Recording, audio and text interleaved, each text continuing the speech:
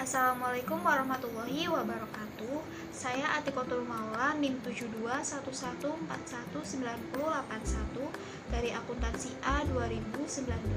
Kali ini akan menjelaskan mengenai materi sistem informasi manajemen bab 11, yaitu sistem pendukung pengambilan keputusan. Langsung saja masuk ke materi yang pertama. Yang pertama, mengenai apa yang disebut dengan pembuatan keputusan. Yang pertama, pemecahan masalah dan pembuatan keputusan. Pemecahan masalah terdiri atas respon terhadap hal yang berjalan dengan baik, serta terhadap hal yang berjalan dengan buruk dengan cara mendefinisikan masalah sendiri. Sedangkan pembuatan keputusan yaitu tindakan memilih di antara berbagai alternatif solusi pemecahan masalah. Kemudian fase pemecahan masalah. Menurut Herbert A. Simon, proses pemecahan masalah dengan menggambarkan 4 tahapan, yaitu aktivitas intelijen, perancangan, pemilihan, dan pengkajian. Selanjutnya, yang ketiga ada kerangka pikiran pemecahan masalah. Kerangka berpikir berguna dalam pemecahan masalah, yaitu 1. Model sistem umum perusahaan, yang kedua model 8 elemen lingkungan. Kemudian yang keempat, pendekatan sistem. Pendekatan sistem yaitu sederetan langkah yang direkomendasikan ke dalam 3 tahapan, yaitu upaya persiapan, upaya pendefinisian, dan upaya pemecahan. Kemudian yang kelima ada pentingnya cara paham sistem, seperti mencegah manajer agar tidak bingung, menekankan pentingnya memiliki tujuan yang baik, menekankan pentingnya semua bagian organisasi untuk bekerja sama, mengangkat hubungan antara organisasi dengan lingkungannya, dan menempatkan nilai tinggi pada informasi yang didapat. Selanjutnya mengenai membangun konsep. Yang pertama ada elemen proses pemecahan masalah, di mana standar ini menggambarkan situasi yang diinginkan atau desired state. Kemudian juga menggambarkan keadaan saat ini. Bisa dilihat pada bagiannya di mana permasalahan akan menimbulkan pemecahan masalah. Pemecahan masalah sendiri ditimbulkan dari adanya standar informasi alternatif solusi, batasan, dan solusi. Kemudian akan menghasilkan suatu solusi.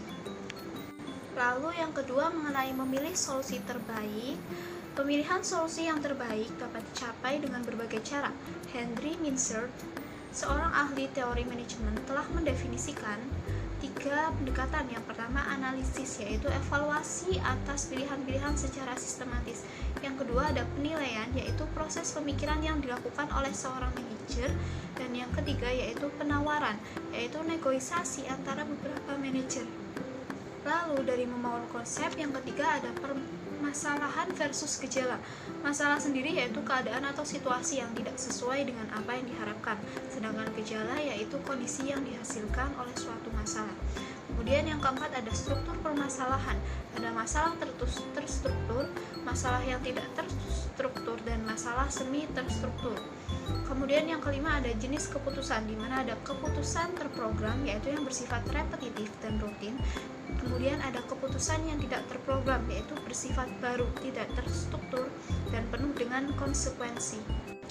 Materi selanjutnya mengenai sistem pendukung pengambilan keputusan atau biasa disebut dengan DSS, yaitu tetap digunakan untuk mendeskripsikan sistem yang didesain untuk membangun manajer memecahkan masalah tertentu.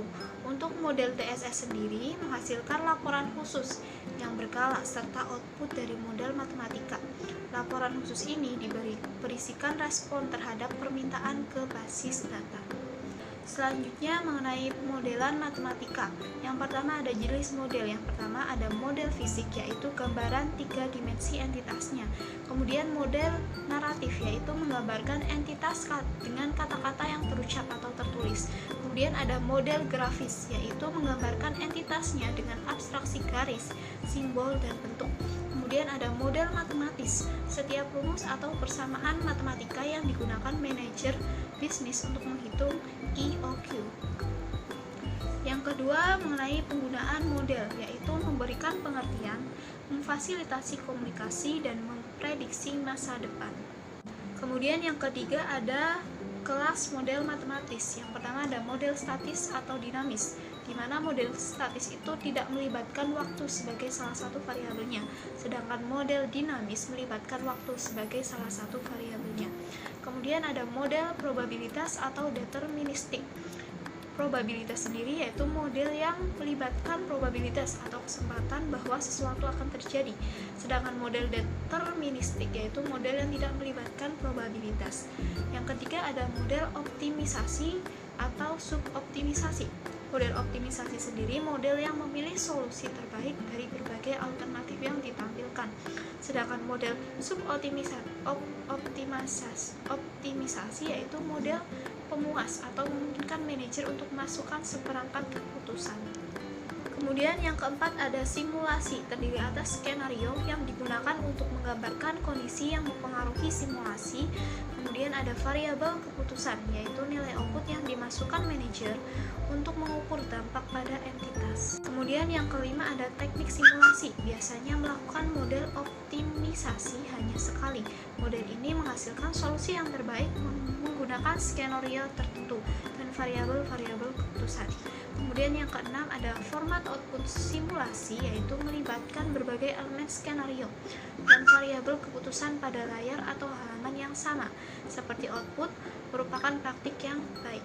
Yang ketujuh ada contoh permodelan. Pada eksekutif ini dapat menyimpulkan dampaknya, yaitu yang pertama ada harga produk, jumlah investasi pabrik, jumlah yang akan diinvestasikan, dan jumlah yang akan diinvestasikan untuk mengembangkan dan penelitian. Kemudian yang kedelapan mengenai input model. Untuk input sendiri, yang pertama ada layer input model untuk memasukkan data skenario untuk kuartal sebelumnya, dan ada layer input model untuk memasukkan data skenario untuk kuartal selanjutnya. Untuk tampilannya, inputnya bisa dilihat seperti yang ada di slide. Kemudian yang kesembilan ada output model, merupakan rangkuman output dari model itu sendiri. Untuk tampilannya bisa dilihat seperti yang ada di slide. Kemudian yang ke-10 mengenai kelebihan dan kelemahan permodelan. Untuk kelebihannya, yang pertama proses pemodelan dapat menjadi pengalaman besar. Kecepatan proses simulasi dan model memberikan kemampuan prediksi pandangan ke masa depan.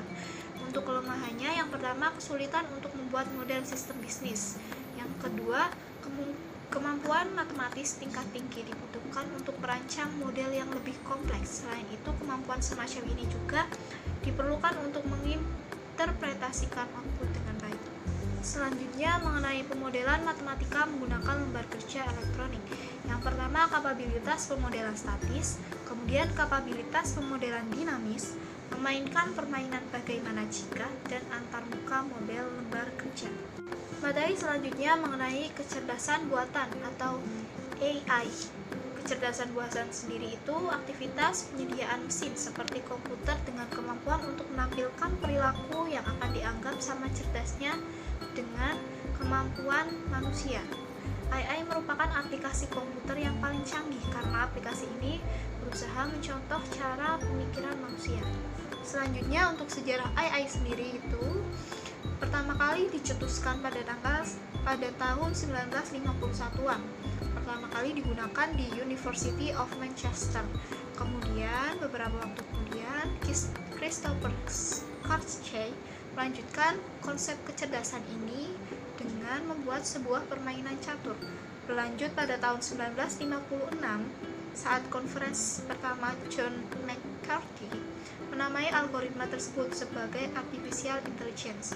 Lalu yang terakhir, konsep dan teknologi kecerdasan buatan disempurnakan oleh ahli yang bernama Alan Turing. Pada saat itu, Alan Turing sendiri meneliti dan menguji coba algoritma AI yang diberi nama dengan Turing Test.